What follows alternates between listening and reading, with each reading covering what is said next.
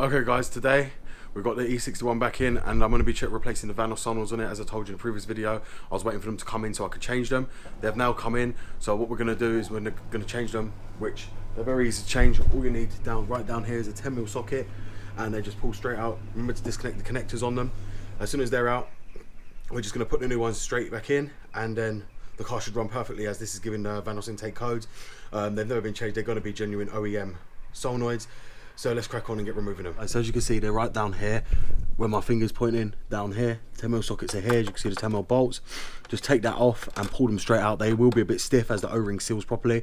Make sure when you pull them out that you get the O-ring as well, otherwise the other ones won't go in, and you don't want that to happen as they won't go in properly. Just remember the O-ring gets stuck in there, so just pull it back out with your hand after, and remember to lubricate the other one, otherwise the other one won't slide properly in either. So let's get them out. So as you can see, the bolts sit right down here. They're 10mm socket, as you see how you see me putting it on. Obviously I've already unloosened them, so they're just ready to come off, but you want to be careful with the top one, as that one's quite fiddly to get back on, as well as you will never be able to, you can't really sit and straight the slam panel back off. This is why I wanted to do that yesterday when I had the was doing the drive belt. So as we see, that's the bolt there, and then you just want to capture it as it comes out.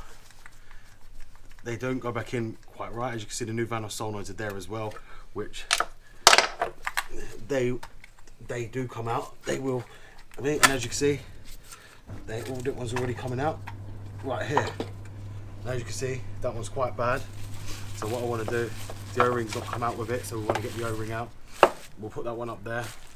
I need to get the O-ring out, which is right here. So I'll put that there for that one. Now what you're going to want to do is get the oil from in the shaft itself and just rub it around the ring to lubricate this O-ring. Now usually I just use the oil that's in here and just do it and just lubricate it all properly.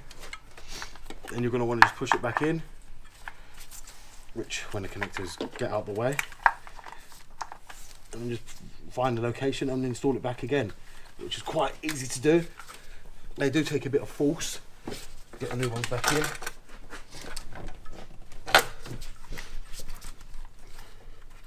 So as you can see, it's been pushed in, and now what I'm going to do is I'm going to bolt it back up. So the other one's now fully bolted back in. They are a bit stiff to get back in. I tell you that now, they're a nightmare, these solenoids, to get back in once they're out. That's the problem why people don't like removing them, because of this reason.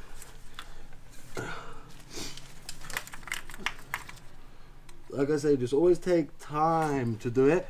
Don't rush to go and start the car up and drive it. Take your time, you know, and do it properly so all the bolts are situated right. You don't want to end up cross-threading these bolts. You don't want to lose these bolts either.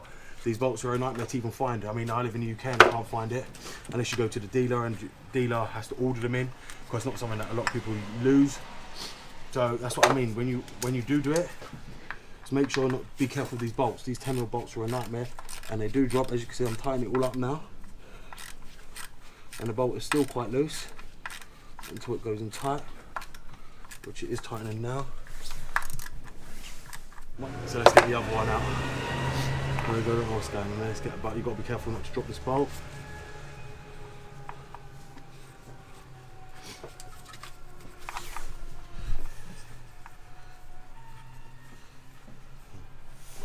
Advice to you is not to do them like this though.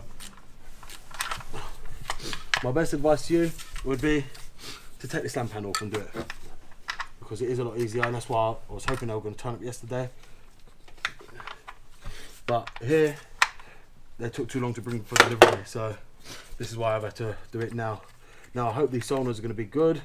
They are meant to be FEBI BILSTEIN ones, but who knows how they've made solenoids. I mean, the Chinese people never made them good. So let's see how these lot tend to do it.